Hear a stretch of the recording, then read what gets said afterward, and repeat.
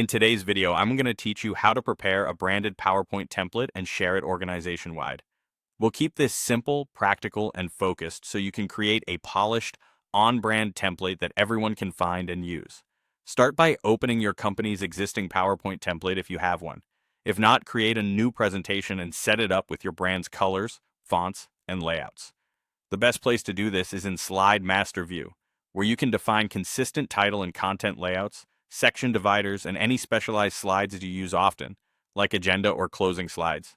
Apply your brand color palette and typography across these layouts, and place approved logos or imagery in consistent positions. Keep readability in mind by using high contrast color combinations and font sizes that work well in meeting rooms and on smaller screens. This is also a good moment to standardize default chart and table styles so visuals look cohesive out of the box. The goal is to make every new slide start off brand without extra formatting. Once your design is set, it's time to save it as a true template file. Go to File, then Save As, and choose PowerPoint template, also known as a .potx file. This is important because a POTX opens as a fresh, untitled presentation every time, protecting the template from accidental edits. Give the file a clear name, such as your brand name and version number, so people know they're using the latest standard.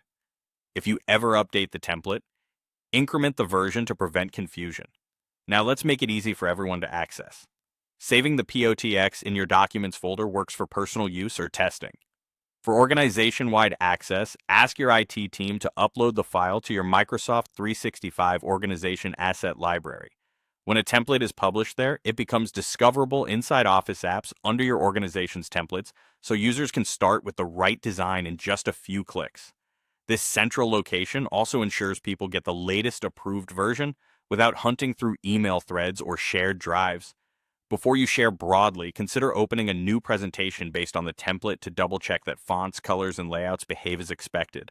Then let your team know where to find it in PowerPoint, and include a short note on when and how to use specific layouts for consistency. That's it.